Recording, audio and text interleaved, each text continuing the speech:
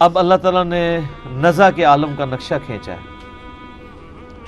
کہ ایک تو قیامت وہ بڑی ہونی ہے نا، ایک چھوٹی قیامت جو تم پہ اس دنیا میں آنے والی ہے، جو بخاری اور مسلم کی حدیث ہے کہ جس سے موت آ گئی اس کی قیامت قائم ہو گئی۔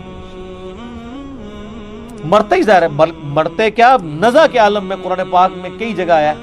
کہ فرشتے منہوں پر اور پیٹھوں پہ ہتھوڑے مارتے ہوں گے جان نکالتے وقت۔ عذاب کا سلسلہ نزع میں شروع ہو جاتا ہے۔ وَلِعَوْذُ بِاللَّهِ تعالی۔ اب اللہ تعالیٰ نزع کے عالم کا ذکر کر رہا ہے کہ کیا ہوگا۔ کَلَّا اِذَا بَلَغَتِ التَّرَاقِي، ہاں ہاں جب جان ہنسلی تک پہنچ جائے گی۔ وَقِيلَ مَنْ رَاقٍ، یہاں پہ سکتا ہے ایک ہی سانس میں پڑھنا ہے لیکن تھوڑا سا وقفہ کر کے، ورنہ اگر یہ ڈائریکٹ پڑھا جاتا تو مر راق بنتا، چونکہ نون جو ہے وہ، یہ نون غنہ یا جو تنوین ہے وہ، اس کے بعد اگر 6 حروف میں سے کوئی حرف آ جائے، یا، را، میم، لام، واو، نون، تو ادغام ہو جاتا ہے۔ یہ لفظ بننا تھا مر راق، لیکن چونکہ سکتا ہے تو اسے ایک سانس میں پڑھیں گے دونوں کو الگ کر کے۔ وقیل من راق، اور کہنے والا کہہ رہا ہوگا کوئی جھاڑ پھونک کرنے والا ہے، یعنی اللہ تعالیٰ ہمارا جب روح نکل کے یہاں گلے میں پہنچے گی، نزع کا عالم ہوگا، تو اس وقت لوگ کہہ رہے ہوں گے کوئی ایسا بندہ تلاش کرو کہ پھونک مارے، کوئی دم کرواؤ، کسی طریقے بندہ بچ جائے۔ تو کچھ بھی نہیں ہو سکے گا، کوئی دنیا کا طبیب موت تو نہیں ٹال سکتا، کوئی دعا موت نہیں ٹال سکتی۔ موت ایک ایسی حقیقت ہے جو انبیاء سے بھی ٹلنے والی تھی۔ کل نفس ذائقۃ الموت، ہر جان کو، جس کے اندر بھی روح یا جان ہے، موت کا مزہ چکھنا ہے۔ بخاری مسلم میں حدیث ہے، اما عائشہ کہتی ہیں کہ نبی علیہ السلام اپنے صحت کے دنوں میں کہا کرتے تھے کہ اللہ تعالیٰ کسی نبی کو اس وقت تک موت نہیں دیتا جب تک کہ اسے جنت دکھا نہ دے، اور پھر اسے اختیار دیتا ہے کہ چاہے وہ دنیا میں رہے چاہے اللہ کی طرف جانے کو اختیار کرے۔ تو کہتے ہیں میں یہ اکثر حدیث سنتی تھی، اور جب آپ علیہ السلام پہ نزع کا عالم طاری ہوا تو آپ علیہ السلام بار بار یوں نگاہ اوپر اٹھاتے تھے، تو مجھے لگا کہ یہ وہ وقت ہے کہ نبی علیہ السلام کو یہ آفر کی جائے۔ بلکہ اس سے پہلے ہی بخاری میں آتا ہے کہ نبی علیہ السلام نے ایک دن یعنی خطبہ دیا، اس میں آپ علیہ السلام نے وہ سورت پڑھی، اذا جاء نصر اللہ والفتح ورأیت الناس يدخلون فی دین اللہ افواجا۔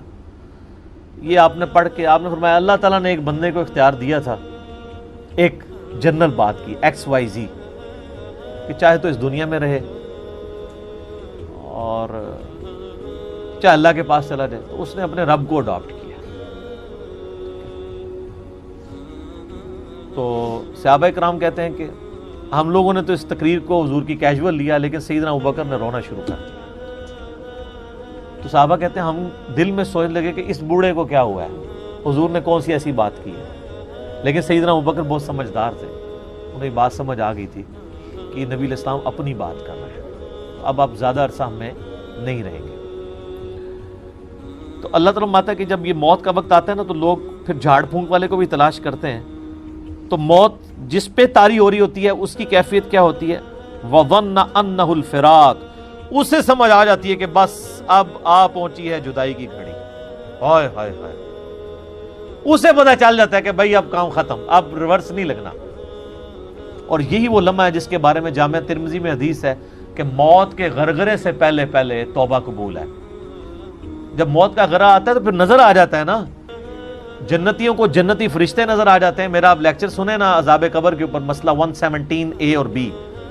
117A میں نے 10 آیات سے عذاب قبر ثابت کیا، اور 117B میں 17 حدیث بخاری مسلم سے پیش کی ہیں، کچھ ابو داؤد ترمذی سے، جس میں نے ایک نیک بندے کی جب روح نکلنے لگتی ہے اس کے ساتھ کیا معاملات ہوتے ہیں، اور ایک برے بندے کی روح، تو اس میں آپ حدیث میں دیکھیں تو وہ لوگوں کو نظر آ جاتا ہے کہ اب ہمارے ساتھ کیا معاملہ ہونے والا ہے۔ تو اسے تو گمان ہو جاتا ہے کہ میری آخری گھڑی آ پہنچی۔ وَالْتَفَّتِ السَّاقُ بِالسَّاقِ، اور پنڈلی پنڈلی سے جڑ جاتی ہے۔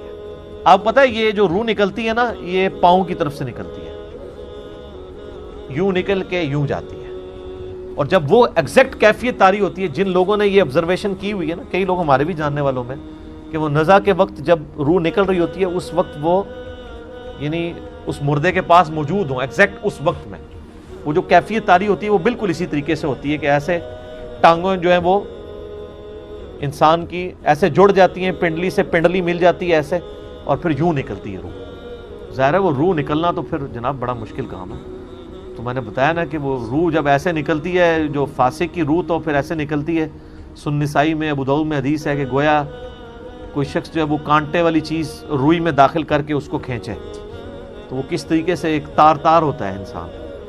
اللہ تعالیٰ موت کی سختیاں آسان فرمائے۔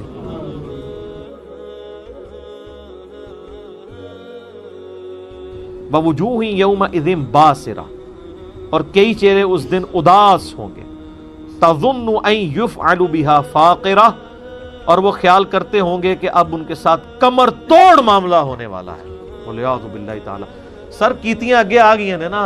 یہاں تو جتنا مرضی کوئی اکڑا ہو، یہاں تو جناب آپ بیمار بھی ہونا تو آپ کے 4 بندے آپ کی تیمارداری کرنے والے آپ کے پاس ہوتے ہیں، اگرچہ تکلیف بیمار ہی کاٹ رہا ہوتا ہے، 4 تیمارداری کے لیے آ جائیں گے لیکن آپ کی تکلیف نہیں شیئر کر سکتے کہ سر 4 گھنٹے میں آپ کی طرف سے بخار جھیل لیتا ہوں، اگلے 4 گھنٹے یہ لے لیں گے، اگلے 4 یہ گھنٹے صرف تسلیاں، اور آخرت میں یہ بھی نہیں ہے۔ اللہ کے مقابلے پہ کون کسی کو تسلی دے سکتا ہے؟ کوئی بھی نہیں۔ تو پھر لوگ گمان کریں گے ہمارے ساتھ تو کمر توڑ معاملہ ہونے والا ہے۔ اللہم اجرنا من النار، اللہم اجرنا من النار، اللہم اجرنا من النار، اللہم من احییتہ منا فاحیہ علی الاسلام، ومن توفیتہ منا فتوفہ علی الایمان، آمین۔